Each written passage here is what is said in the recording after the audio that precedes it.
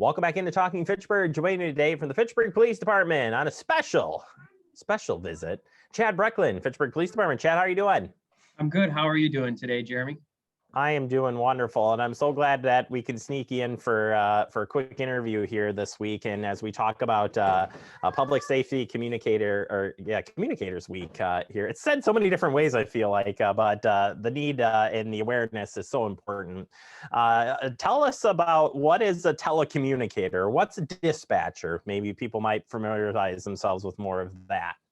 Yeah, I think it was appropriate for you to use those two terminologies because they are often used in the same vein to describe the same role, that being obviously either a police dispatcher in our case or police telecommunicator. But we have our own full-time dispatch center that we staff here 24 hours a day, 7 days a week. And this week is National Public Safety Telecommunicators Week, running April 11th through the 17th.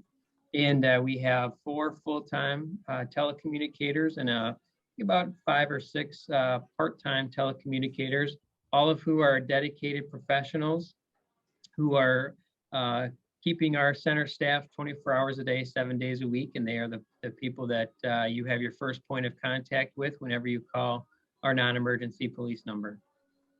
Yeah, it's an important role, and if there was a role that I would say that is multitasking, you know, there's a few of those. I think of, like, you know, somebody that works in a control tower at an airport, and then I think of a 911 center or dispatch area. Talk about some of their roles, because I think a lot of people, it makes some assumptions about what's going on, what isn't going on, if they're just sitting on the other side of the radio. That job is, man. Yeah, it would be hard to accurately grab all of the potential job duties that they may have in a position description. It is truly one of those unique roles in any organization, really, where they wear so many different hats at any given time. So for our telecommunicators, they're going to be answering the phone. They could be answering the phone for another city department or monitoring an alarm for another city department. They're going to be liaisoning with our 911, the Dane County Public Safety Communications Center downtown. They're going to be taking radio calls and relaying information from our police officers here in Fitchburg. They might be also monitoring radio traffic in other communities that may be nearby. They could be engaged in, doing some data searches for our police officers or case searches through our computer systems. I mean, it's all kinds of different things that they could be doing at any given time. Somebody during business hours could walk up to the window and request some sort of service from the police department. So, you know, they can never necessarily anticipate when all of these things are going to come together. It's not typically spread out over the course of their shift. It usually ebbs and flows, and inevitably they're asked to do about 15 different things over about a 5-minute span or less, really, probably about a 5-second span, it seems to them, I'm sure. But it takes a special person who really has a desire to serve and possesses a good, well-rounded skill set and a whole lot of patience to do that job. Yeah, it's, I think 2 words come to mind: sky's the limit on what you do. And when it rains, it pours, because you just never know when all of those things are going to come together. But a thankless job. And yet we're so thankful on the dedicated hours and things that are happening there. You could call it the brains of the operation. You sit here as police chief, and you got to watch your organization stuff, but the day-to-day operations that are running through there are so crucial in what's happening with your operations. When you're thinking and you're going to thank these people for everything they do, what's going on your mind as chief of police and the amazing job that they're doing? Well, again, it takes a special person to be in that role. One who is willing to really be the first point of contact and be the go-between between a whole bunch of different individuals and a bunch of different bits of information. Be willing to be a little bit part detective, a little bit part problem solver, a little bit part customer service representative. Know all of the various operations within the department and where to route calls and those sorts of things. And try to decipher sometimes what can be a little bit of an unclear, request for service when someone calls. And then there are, of course, critical emergencies that they're also responsible for dispatching and or being involved in radio traffic.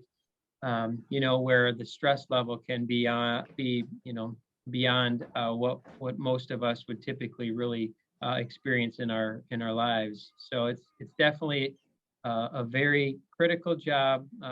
It holds a very special place in the department to kind of, again, be that glue that kind of keeps everything moving and together. And again, we can't thank those folks enough for what they do. They're truly a valuable piece of our organization. Yeah, truly are. And, there's so much that is happening and changed in the police world, but one thing that stays the same is that person and the role that they provide. Finally, Chad, as we wrap up, and again, thank everybody in the organization, but really, strive this. Do you see any changes in the future in the telecommunications? Are we going to see more video? Right now it's a lot of radio traffic and that sort of thing, but do you see any changes as far as that comes as the future of telecommunications? Because it's a role that to me is only going to get and develop and gets bigger just by its nature. But the technology around it and stuff's got to be pretty cool as that comes forth.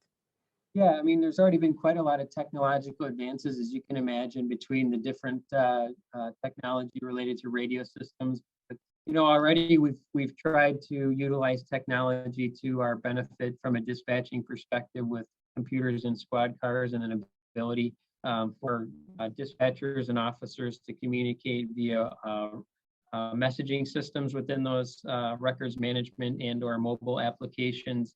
And some of the newest technology that's now beginning to enter 911 centers, such as the one downtown in downtown Madison, is the ability to text a 911 center versus calling. And I think that's a very important piece that's coming into play here and becoming much more widespread, where it allows a potential crime victim who is not in a position to be able to make a phone call, but can summons either police, fire, or EMS resources, or all of them, utilizing the text messaging feature of their cell phone. So I would say that's probably the most notable thing that's becoming more and more common that we'll see over the next few years. And a lot of smart people out there in the world that are coming up with all sorts of technological advances. So it's hard for me to even begin to predict what the next thing might be. Another reason to just say thank you and happy that they're there to help us day in and day out. Exactly. Chad, thank you so much for your time. Please tell all of the dispatchers down there thank you for what they do, and appreciate you jumping on here and sharing some of the stories of all the great work they do. Absolutely. Thank you for having me on, Jeremy. I appreciate it. You bet. Chad Brecklin, you're Chief of Police here. And again, we're so thankful that the men and women working in our telecommunications here, right here in the city of Fitchburg, are there and happy to answer the call, even in the middle of the night. Just saying, they're there for you. We'll take a quick break. More to come. You're watching Talking Fitchburg.